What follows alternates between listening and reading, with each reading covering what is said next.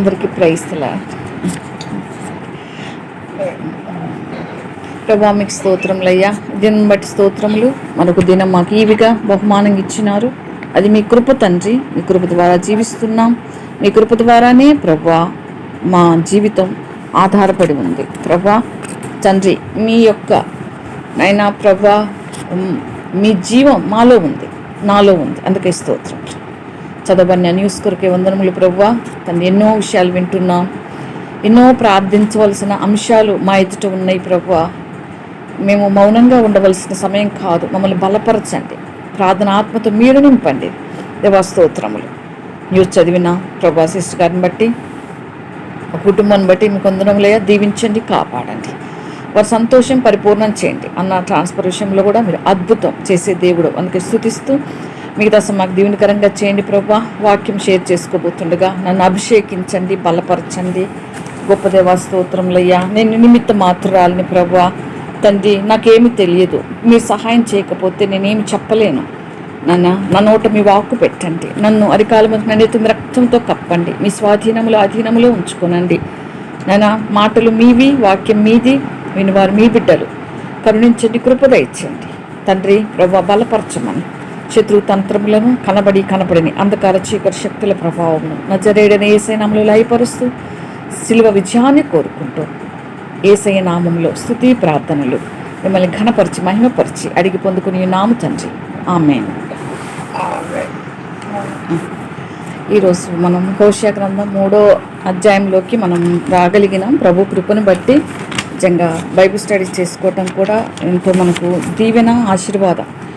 ఎందుకంటే నిజంగా మనం ఒకవేళ గ్రూపు లేకపోయి ఉంటే మన దినము అట్లా గడిచిపోయిండేది. ఏదో ఒక పరిచర్య అయితే ఉండాలి. మనకు దేవుడు గ్రూప్ని ఇచ్చినాడు. అందుకే ప్రభుని స్తుతిద్దాం.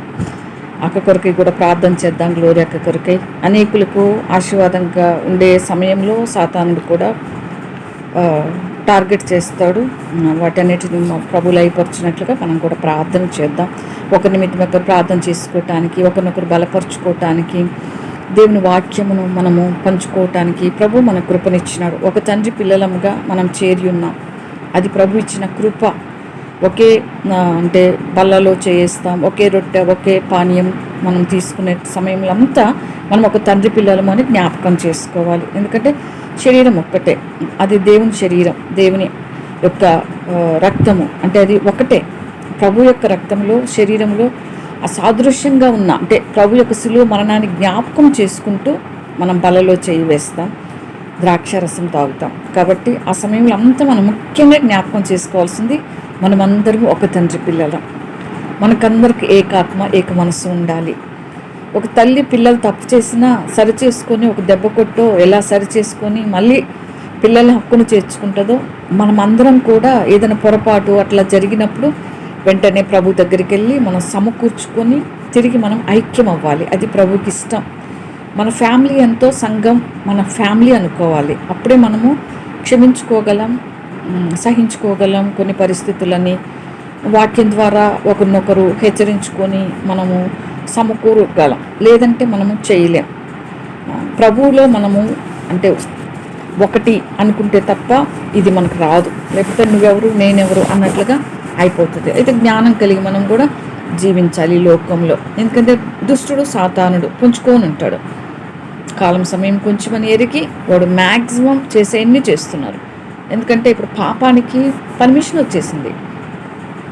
ఎందుకంటే అక్రమ సంబంధాలు పెట్టుకోవచ్చు, లివింగ్ రిలేషన్షిప్ ఉండొచ్చు, చట్టం పాస్ చేసేసింది. ఎంత భయంకరమైనవి లోకంలో జరుగుతున్నాయో మనకు తెలుసు. మనం ఏదో ఒక టైంలో అయినా అరాకొర చూడకపోము. అవి చూసినప్పుడు చాలా భయం. ఆడపిల్లలు ఎట్లా తయారైనారంటే, మగపిల్లలైతే ఇంకొక ఆవిడ్ని తెచ్చుకుంటే ఏమన్నారు సమర్థిస్తారు. కానీ ఆడపిల్లల మాకు 2 భర్తలు ఉండకూడదా అంటుంది. నిన్న చూస్తే ఒక అమ్మాయి తను ఎంత భయంకరం అంటే అంత భయంకరంగా తయారైనారు ఈ దినాల్లో. ఆడపిల్లలు అంటే బరి తెగించిపోయినారు అనాలి, ఖచ్చితంగా అనాలంటే. అసలు లోకము ఎట్లా ఉందంటే అంత భయంకరంగా ఉంది. అందుకే ప్రభువారు ఐగుప్తులో నుంచి ఇశ్రాయేలు ప్రజలు ఎందుకు సపరేట్ చేసినాడంటే, మనకి లోకంతో కూడా మనకు సపరేషన్ అవసరం. లోకంలో మనం జీవిస్తున్నాం, కానీ లోక పోకడలకు, లోక ఆచారాలకు, లోకానికి మనం వేరైపోవాలి. ఇప్పుడు అన్యులు సైతం అంటున్నారు. నిన్న ఒక ఛానల్లో ఒకరు ఇంటర్వ్యూ ఇస్తుంటే నేను చూసినాను, మొన్న అనుకుంటా. నేనేం చూస్తే ఎందుకు చూస్తానంటే దేవుని బిడ్డలు కొంచెం చూస్తాను, వీళ్ళు ఎలా జవాబు చెప్తున్నారు, ఆన్సర్స్ ఎలా ఇస్తున్నారు అని. గతంలో అతను దేవుని బిడ్డ కాదు, రాజకీయాల్లో ఉన్నాడంట. అతను ఇంటర్వ్యూలో తీసుకుంటూ ఆ ఇంటర్వ్యూ చేసే అబ్బాయి అడుగుతున్నాడు, నేను ఇప్పుడు దేవుని నమ్ముకున్నాడు, నా జీవము గల దేవుడు, సజీవుడైన దేవుడు అని చక్కగా చెప్తున్నాడు. ఒకప్పుడు రాజకీయాల్లో అంటే బూతులు మాట్లాడేవాడు. ఇప్పుడు నేను అలా కాదు, నేను క్రీస్తులో ఉన్నాను, దేవుడు నన్ను జైల్లో పంపి నాకు పాఠాలు నేర్పాడు, నాతో మాట్లాడాడు అని చెప్పుకురావటం. అయితే నేను నమ్మను అంటున్నాడు అతను, అబ్బాయి. అంటే అంటున్నాడు, సరే నువ్వు నమ్మకపోయినా పర్లేదు, నేను దేవునిలో ఉన్నాను. లాస్ట్కి అబ్బాయి ఒప్పుకున్నాడు, మీరు ఇప్పుడు దేవుని నమ్మారు అంటే, మీ జీవం గల యేసుప్రభు వారు నమ్మారు అంటే ఇప్పుడు నమ్ముతున్నాను. ఎందుకంటే అంతకుముందు తిట్టేవారు రాజకీయ నాయకులందరినీ. ఇప్పుడు చంద్రబాబు నాయుడు గారు, పవన్ కళ్యాణ్ గారు అంటున్నారు, అసలు మీ నోట్లోనే ఆ పదాలు రావు అసలు. ఇప్పుడు నేను నమ్ముతున్నాను అంటే అన్యులకు తెలుసు, అంటే దేవుని బిడ్డ వాళ్ళే అంటారు, మీరు దేవుని బిడ్డలు కదా అంటే, మనం నమ్మిన దేవుడు అని వాళ్ళు ఆటోమేటిక్గా పలికేస్తున్నారు. అంటే వాళ్ళు నమ్మింది దేవుళ్ళు కాదని వాళ్ళ నోటితోనే చెప్పేస్తున్నారు. మీరు దేవుని బిడ్డలు కదా, మీరు ఇట్లా మాట్లాడరు కదా, మీరు ఇట్లా చెయ్యరు కదా, మరి మీరు ఇట్లా ఉన్నారేంటి అని వాళ్ళే అడుగుతున్నారు. కాబట్టి మనం దేవుని బిడ్డలం, మనం ప్రత్యేకంగా జీవిస్తేనే ఆయనకు మహిమ. ప్రత్యేకంగా జీవించకపోతే దేవుని నామానికి అవమానం. అందుకే ఆ దినాల్లో దేవుడు ఐగుప్తు బానిసత్వం నుంచి బయటకు ఎందుకు తెచ్చాడంటే, బానిసలు భయంకరంగా చూసేవాళ్ళు. ఇది హోషియాలకి సంబంధించి కూడా వస్తుంది, అందుకే నేను చెప్తున్నాను. ఇటువంటి బానిసత్వం అంటే ఐగుప్తులో అంటే బానిసల్ని వాళ్ళు అంటే ఒక్క పని చెయ్యకపోతే, ఇంతకుముందు కూడా చెప్పినాను, అదే మీరు చూస్తే అంటే ఇప్పుడు ఐగుప్తుని గురించిన చరిత్ర అది మీరు చూస్తే మీకు కొంతవరకు అర్థమవుతుంది. ఆ బానిసల్ని తీసుకెళ్ళి వాళ్ళు వెట్టి చాకిరీ చేయించుకుంటారు. అది స్త్రీ బానిసలే కావచ్చు, పిల్లలే కావచ్చు, పురుషులే కావచ్చు. అందుకే హెబ్రీయులు ఎక్కువైపోయినారని, హెబ్రీయుల సంతతి ఎక్కువైపోయిందనే ఫరో చంపదలచి మగపిల్లని చంపేసేయండి, వీళ్ళు పొరపాటు మనం ఏం తిరగబడతారేమో, వీళ్ళు మనకు బానిసలుగానే ఉండాలి. వాళ్ళు బానిసల్ని పోగొట్టుకుంటే, బానిస ఒకవేళ పారిపోయేటప్పుడు చూస్తే మరణమే, చంపేస్తారు బానిసని. ఎవరైనా తప్పించుకోవటానికి దయదలిచి సహాయం చేసిన కూడా చంపేస్తారు. బానిసలు అట్లే వాళ్ళకి బానిసలుగా ఉంటూ వాళ్ళ కింద చచ్చిపోవాలి. అది కూడా బానిసల్ని యజమానుడు కొట్టచ్చు, ఏమైనా చేయొచ్చు, అన్ని సర్వాధికారాలు ఇచ్చేసింది ఐగుప్తు ప్రభుత్వం, చట్టం.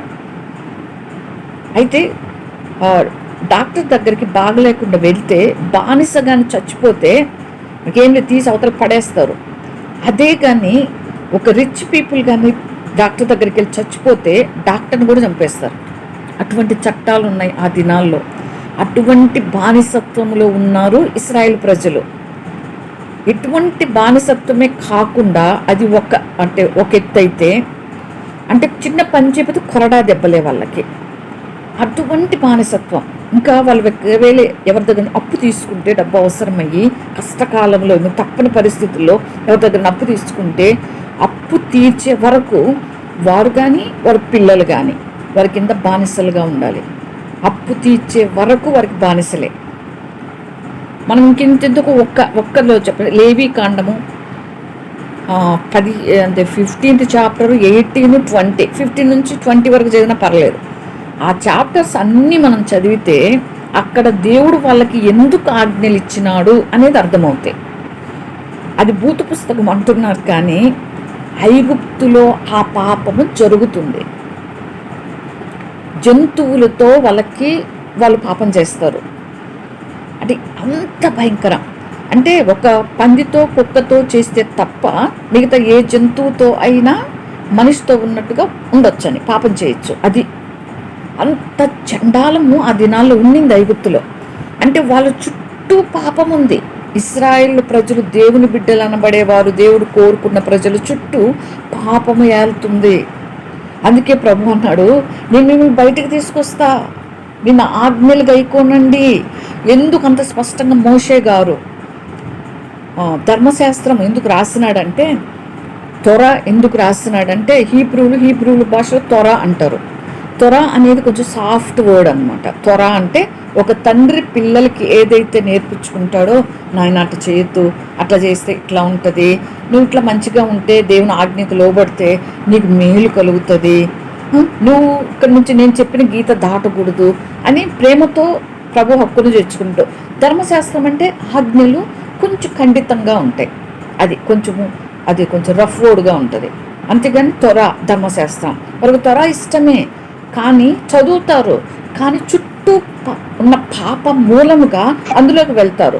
ఆ ప్రాంతాల్లో ఏంటంటే ఆ ప్రాంతంలో ఉంటే వాళ్ళ దేవీ దేవతలను మాత్రమే అనుసరించాలి. అందుకే దావీదు గారు కూడా ఒకసారి అంటారు, నేను ఫిలిస్తీయ దేవతలను పూజించినట్లుగా నన్ను చేస్తున్నారు, సౌలు గారు మీరు నన్ను తరుముతున్నారు, నేను పారిపోతున్నాను, వారి దేవుళ్ళను పూజించినట్లుగా చేస్తున్నారు. అంటే ఎక్కడికి వెళితే కొన్ని ప్రాంతాలు ఏంటంటే వాళ్ళ ప్రాంతం విడిచి పక్క ప్రాంతానికి వెళ్తే ఆ పక్క ప్రాంతంలోకి వెళ్ళిన తర్వాత వీళ్ళ ప్రాంతంలో ఉన్న వారు నమ్మిన దేవుడు వాళ్ళకి ఇంకా వర్తించడు, వాళ్ళ ప్రార్థన వినడు, అది వాళ్ళు నమ్ముతారు. అంటే ఒక ప్రాంతానికే పరిమితం వాళ్ళ దేవుళ్ళు దేవతలు అనబడేవారు. కాబట్టి మన దేవుడు అందుకే సర్వమాన పాప పరిహారార్థమై భూమి మీదకి వచ్చినాడు, మానవుడుగా జన్మించినాడు, పాప శరీరాన్ని ధరించుకొని. అందుకే దేవుడు అందరికీ దేవుడు, ఆయన అందరికీ దేవుడు, యేసు ప్రభువారు అందరికీ దేవుడుగా వచ్చినాడు. అందుకే దేవుడు ఇశ్రాయేలు ప్రజలను ప్రేమించి ఐగుప్తు చేయి దాటిపోయింది, మాట వినే పరిస్థితులు లేదు. చెప్తున్నాను, నేను వివరించి చెప్పలేను. కొన్ని అవి వింటే వాటి గురించి వాళ్ళు చేసిన పాపాలు వింటే ఏమంటారు, చెవుల్లో రక్తం గారుద్ది అంటారు కదా, అట్లా ఉంటుంది వాళ్ళ పాపం.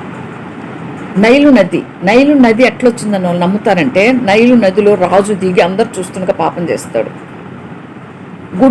గర్భగుడుల్లో వికారంగా ఉంటాడు పూజారి. ఇవంతా నేను ఒక స్టడీలో ఉన్నాను, అది నేర్చుకున్నాను, అవి విన్నాను. ఎందుకు దేవుడు ఇంత పనిష్మెంట్ ఇచ్చాడు అంటే దానికి ఆన్సర్ ఉండాలిగా. అందుకే దేవుడు అన్నీ దాచిపెట్టి ఉంచినాడు. అంటే నదులు వచ్చేది పాపమూలంగా, పంటలు పండేది, ఆ భూమి పండట్లేదు, వర్షం రావట్లేదు, ఆ భూమి పండట్లేదంటే జనాలందరూ సామూహికంగా పొలంలోకి వెళ్ళి అక్కడ పాపం చేస్తారు. ఆ పాపము మూలముగా వచ్చింది ఆ పంట అని వాళ్ళు నమ్ముతారు. అది ఐగుప్తు యొక్క కల్చర్, అది ఐగుప్తు యొక్క నమ్మకం. అది ఆ ప్రాంతంలో ఉన్నారు ఇశ్రాయేలు ప్రజలు. కాబట్టి అందుకే దేవుడు అంటాడు, అక్కడి నుంచి మిమ్మల్ని వేరు చేస్తా. చూసినాడు ప్రభువారు, వారి బానిసత్వం మాత్రమే కాదు, ఎటువంటి పాప భూయిష్టమైన పరిస్థితుల్లో ఆ లోకంలో ఆ రాజ్యంలో ఉన్నారు ఆయన ప్రజలు, ఆయన చూసినాడు, చూడలేకపోయినాడు. అందుకే మోషేని కోరుకున్నాడు, మోషేని సపరేట్ చేసుకున్నాడు, మోషేని ఎన్నుకున్నాడు. అందుకే మోషే కూడా పారిపోతుంటే పట్టుకోవాలని చూస్తుంటారు, చాలా తప్పించేసుకున్నాడు. ఒక్కసారి పారిపోతే మరణశిక్షే. మోషే కూడా చనిపోవాలి లెక్క ప్రకారం, దొరకలేదు మోషే. అటువంటి పరిస్థితులు వాళ్ళు. హిత్తీలైతేనేమి వీళ్ళందరూ కూడా భయంకరమైన పాప భూయిష్ఠులు. పాపము ఏలుతుంది. సాతాను రాజ్యములో పాపం ఎలా ఉంటుందో ఐగుప్తులో అలాంటి పాపం ఉంది. ఒక్క మాటలో చెప్పాలంటే అంతకంటే వర్ణించలేము, అది చెప్పుకునే విషయాలు కూడా కాదు. కాబట్టి ఇటువంటి పాపపు భూయిష్టమైన ఆ రాజ్యం నుంచి దేవుడు తన ప్రజలని కోరుకున్నాడు. మీరు సపరేట్ అవ్వండి, వాళ్ళలాగా ఉండొద్దు, వారి దేవతలు పూజించొద్దు. వారి దేవతలు ఎట్లా ఉంటాయంటే అవి నగ్నంగా వారు సృష్టించుకుంటారు, అవి పాపానికి రేపుతాయి, కామానికి గుర్తులు అవి. అది ప్రభు అందుకు ఇష్టపడలేదు. నేను దేవుణ్ణి, భూమి ఆకాశం సృష్టికర్తను నేను, మీ చేతి పనులు, చెక్క దొరికిందా ఒక చెట్టును నరుకుతారు, దాన్ని బొమ్మ చేసుకుంటారు, చెక్క బొమ్మ. ఆ విధంగా దేవుడు ఎందుకు బాధపడినాడంటే, అయ్యో సృష్టికర్తను ఎరగటం లేదే. ఆదికాండం నుంచే మొదలైంది, నోహు దినాల కాలంలోనే అలా మొదలైంది. కాబట్టి అటువంటి దినాల నుంచి ఇప్పటికీ కొనసాగుతుంది. ఐగుప్తులో ఉన్న పాపము కనీసం 50% అయినా, 50-60% అయినా ఇప్పుడు మళ్ళీ తిరగబెడుతుంది. అదే ప్రసంగి గ్రంథంలో మళ్ళీ చెప్పుకుంటున్నాం కదా, మళ్ళీ మునుపు జరిగినవే జరగబోవునవి అని రాస్తారు సొలొమోను గారు. అవి జరుగుతున్నాయి. ఎవరికి భయం భయం లేదు. ఆ దినాల్లో ఆడపిల్లలకి మగవాళ్ళని చూస్తే ఒకలాంటి భయం ఉండేది. ఇప్పుడు అసలు భయం లేదు, అస్సలు భయం లేదు. ఆడపిల్లని చూస్తే మగపిల్లలు పారిపోతున్నారు. అటువంటి లోకం. మగపిల్లలు లేరా అంటే వాళ్ళలో కూడా ఉన్నారు, కానీ వీళ్ళు ఎక్కువ అయిపోయినారు. చట్టాలు వచ్చేసినాయి, అన్నీ వచ్చేసినాయి. భయం పోగొట్టుతాడు సాతానుడు. పాపం చేయటానికి భయం పోగొట్టువాడు సాతానుడు. పాపం చేయాలంటే భయం మనలో కలుగుతుంది అంటే దేవుడు మనలో ఉన్నాడని అప్పుడు గుర్తించాలి. మనస్సాక్షిని ఇచ్చినాడు ప్రభువారు. ఆ మనస్సాక్షిలో మనం ఉండాలి. ఈరోజు మనం హోషేయ గ్రంథంలో కూడా మనం చూసుకున్నట్లయితే అవే చూస్తాం. హోషేయ గారు కూడా ఎవరిని వివాహం చేసుకోవాల్సి వచ్చింది? వేశ్యను. ఎవరు ఆమె ఇశ్రాయేలులే. కానీ ఆ దినాల్లో వారికి ఉన్న ఆ ప్రాంతంలో వారు అటువంటి పాపంలోనే బ్రతకాల్సి వచ్చింది. ఎందుకంటే వాళ్ళకి తిండి కావాలంటే వాళ్ళ మీద ఆధారపడాలి. వాళ్ళు ఏం చేస్తారు? వారు చెప్పినవి చేస్తేనే వారికి ఆహారము అన్నీ. అలా అప్పచెప్పేసుకున్నారు పాపానికి వాళ్ళు. అట్లే మనకు హోషేయ గ్రంథంలో ఉన్న గోమేరు కూడా మొదటి 3 అధ్యాయాలు వచ్చేసి హోషేయ గారి గురించి ఉంటుంది. తర్వాత నుంచి చివరి అధ్యాయం వరకు 14వ అధ్యాయం వరకు ఇశ్రాయేలు ప్రజలను కూర్చుంటుంది. హోషేయ గారి యొక్క సమర్పణ, హోషేయ గారి జీవితం యొక్క త్యాగం నిజంగా ఎవరు లేరు అనుకుంటా. అటువంటి ప్రత్యేకమైన క్యారెక్టర్ కలిగిన వాడు హోషేయ గారు. ఇప్పటికి ఎవరు లేరు ఈ క్యారెక్టర్ వరకు చూస్తే. దేవుడు ఏది చెప్తే చేస్తున్నాడు. దేవుడు లోబడమన్నప్పుడు లోబడినాడు. నువ్వేషం వివాహం చేసుకోవాలయ్యా అంటాడు యెహోవా ప్రత్యక్షమే మొదటి అధ్యాయంలో. అంటే దేవునికి లోబట్టాడు. 2వ అధ్యాయంలో ఉంటుంది కదా, ఏ కాలంలో హోషేయ గారు అంటే ఉజ్జియా, యోతాము, ఆహాజు, హిజ్కియా అని యూదా రాజుల దినములలో, యెహోయాహాషు కుమారుడైన యరొబాము ఇశ్రాయేల్ రాజు దినములలోను బేరి కుమారుడైన హోషేయకు ప్రత్యక్షమైన వాక్కు. ఈ రాజులు యరొబాము 2 అంటే 13వ రాజు. ఇశ్రాయేలీలకు ప్రవచించిన వాడు హోషేయ గారు. ఇశ్రాయేల్ 13వ రాజు ఏంటంటే యరొబాము 2 అంటే ఫస్ట్ కింగ్ యరొబాము కదా, సొలొమోన్ తర్వాత. సొలొమోన్కి అంటే వ్యతిరేకమైన వాళ్ళు అస్సలు ఎవ్వరు లేరు, ఒక్కడే లేసినాడు లాస్ట్లో యరొబాము. దేవుని మాట సొలొమోన్ గారు వినకపోవటాన్ని బట్టి యరొబాము వ్యతిరేకి అయిపోతాడు, సొలొమోన్ గారి మీదకి లేస్తాడు. ఆ యరొబాము కాకుండా ఈ యరొబాము 2 అన్నారు, అందుకే ఆయనకి 2 అని పేరు పెట్టినారు. 13వ రాజు. ఆ దినాల్లో హోషేయ గారు ఉన్నారు కాబట్టి మొదట అంటే ఇర్మియా గారు, యెషయా గారు వీరు వచ్చి యూదా రాజుల కాలంలో ప్రవచించిన వారు. హోషేయ గారు వచ్చి ఇశ్రాయేల్ రాజుల కాలంలో ప్రవచించినాడు. హోషేయ ద్వారా ఈ మాట సెలవిచ్చాను, జనులు యెహోవాను విసర్జించేసినారు. ఎందుకు దేవుడు అంటే రాయిస్తూ వచ్చినాడంటే, ఎందుకు ప్రవక్తల ద్వారా రాయిస్తూ వచ్చినాడంటే, దేవుని మాటని వినకపోవటాన్ని బట్టి, అక్కడున్న పరిస్థితులను బట్టి ఆ విధంగా రాయించాడు. అవి చదివినప్పుడు ఓహో అక్కడ వాతావరణం అట్లా ఉందా అనుకోవాలి తప్ప అది భూత పుస్తకం అనకూడదు. అక్కడ వాతావరణం అలా ఉంది, అందుకే దేవుడు అన్ని విడమర్చి రాయించాడు పరిశుద్ధాత్మ దేవుడు. మళ్ళీ వాళ్ళని శిక్షించాడంటే మీ దేవుడు ఉంది ఇంత కఠినంగా అంటారు కదా. అందుకే వారి పాపం బయలుపడితే కానీ దేవుడు పంపించిన శిక్షలు ఇంకొంచెం శిక్షించుంటే బాగుండేది అని అంటారు. కాబట్టి అటువంటి విధంగా దేవుడు ఆయన పరిశుద్ధాత్ముడు జ్ఞానంతో రాయించిన పుస్తకాలు ఇవి. హోషేయ గారికి దేవుడు ప్రత్యక్షమైనాడు. యెహోవాను విసర్జించి బహుగా వ్యభిచరించి ఉన్నారు కనుక నీపో వ్యభిచారం చేసి స్త్రీని పెళ్ళాడు, వ్యభిచారం వల్ల పెట్టిన పిల్లల్ని తీసుకో అని హోషేయ గారికి ఆజ్ఞ ఇచ్చెను. అంతే, హోషేయ వెళ్ళు. ఆజ్ఞ అంటే అంతే కదా, ఆజ్ఞాపిస్తాడు దేవుడు. అంతే, లోబడిపోయినాడు. ఎవరు లోబడతారు? ఏం ప్రభువా, నేనేం తప్పు చేసినా, నేనేం పాపం చేసినా, వ్యభిచారం నేనెందుకు చేసుకోవాలి ప్రభా? నా క్యారెక్టర్ ఏంది? నేను మీ దగ్గర నేను నడిచే జీవితం ఏంటి? మీరు నాకు ప్రత్యక్షమయ్యే అంత ప్రత్యేక జీవితంతో నేను జీవిస్తుంటే వ్యభిచారిని పెళ్లి చేసుకోమంటావు ఏందయ్యా? నలుగురు చూసి ఏమంటారు? నన్ను చూసినప్పుడల్లా నా ముఖాన్ని వీళ్ళపైన కింద చూసిపోతాడు, వీడి భార్య వ్యభిచారరా అని అంటా పోతారయ్యా అని అనలేదు. వెంటనే లోబడ్డాడు. అంత త్యాగపూరితంగా దినాల్లో ప్రవక్తలు, దేవుని బిడ్డలు లోబడ్డారు. అందుకే బిలియన్ కుమార్తెకు గోమేరుని పెళ్లి చేసుకున్నాడు. ఆమె పేరు గోమేరు. ఆమె అనుకుంటుంది కదా, ఏమనుకొని ఉంటుంది అంటే, నాకు పిచ్చా ఏంది, నన్ను వచ్చి పెళ్లి చేసుకుంటాను ఏంది, నా బతుకేందో నేను బతుకుతా ఉంటే ఏదో డబ్బుల కోసం నేను వ్యభిచారం చేసి ఇప్పుడు జరుగుతున్నాయి అవేగా. ఓకే సరే. అందరు నాకు అలా ఓకే మరి కొంచెం గట్టిగా చెప్పండి. సరే సరే బాగానే వినపడుతుందండి. మీ ఫోన్ సరి చేసుకోండి. ఓకే మా ఫోన్లు బాగానే ఉన్నాయి. సరే సరే ఓకే. కాబట్టి ఆమె గోమేరు అనుకొని ఉండొచ్చు బహుశా, నా జీవితం ఏంటి, నా బ్రతుకేంటి, ఏదో డబ్బుల కోసం నా బ్రతుకు నేను బతుకుతా ఉంటే ఈయన వచ్చి నన్ను పెళ్లి చేసుకుంటా అంటే ఎవరు నన్ను ఎట్ట అనలేదే, నన్ను అందరూ ఒకలా చూసేవాళ్ళే, వేరేలాగా చూసేవాళ్ళు. ఈయన ఏంటి, ఈయన కళ్ళల్లో ప్రేమ కనిపిస్తూ ఉంది, ఈయన కళ్ళలో ఏదో జాలి పడుతున్నాడు నన్ను అని ఖచ్చితంగా అనుకొని ఉంటుంది. అనుకోరా అంటే మనసులు ఉంటాయి కదా, మనం అక్కడున్న పరిస్థితిని బట్టి మనము అలా అనుకోవాలి మనం. ఆమె ఆశ్చర్యపోతుంది. కానీ పెళ్లి చేసుకుంటాడు, చేసుకొని కుమారుని కంటాడు.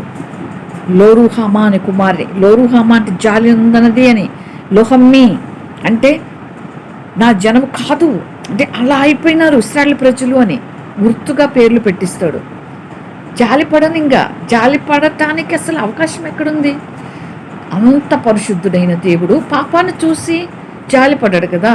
పాపం చూసి జాలిపడటానికి ఆయన బొమ్మ కాదు, రాయి కాదు.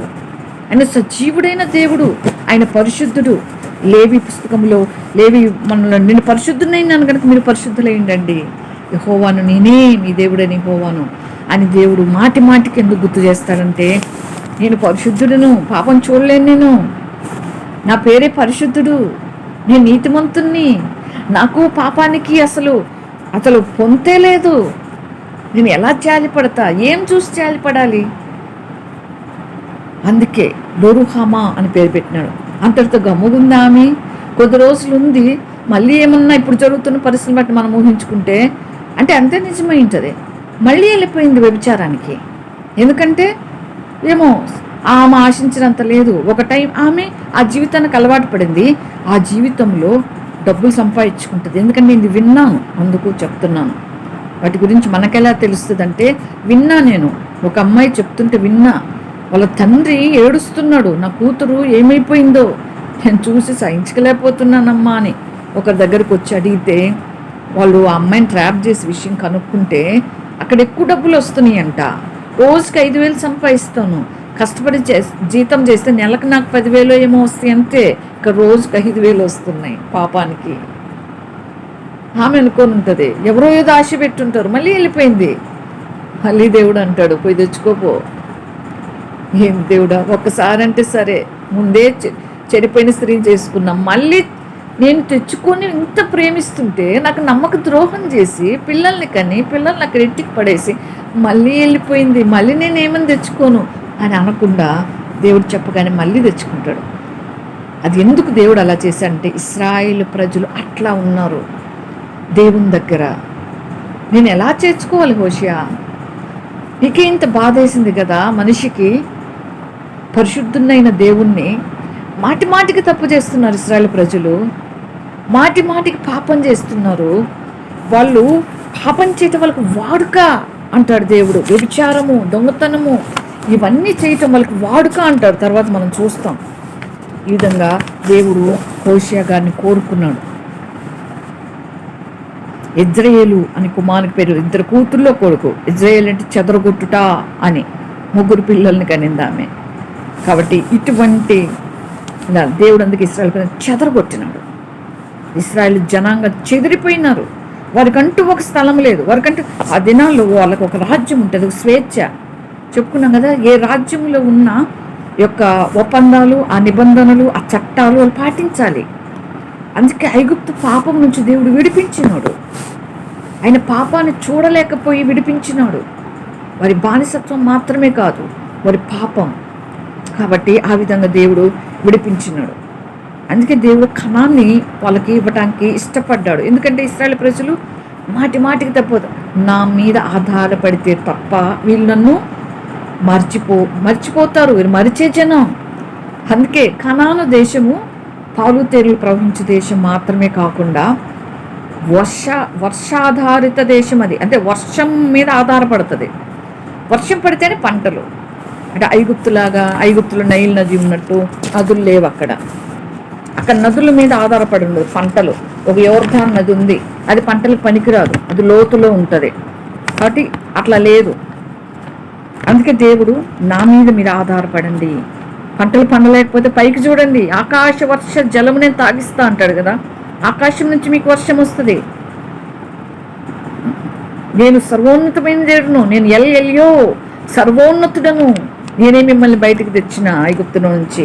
నా మీద ఆధారపడాలి మీరు. అందుకే మిమ్మల్ని కణానిస్తున్నా.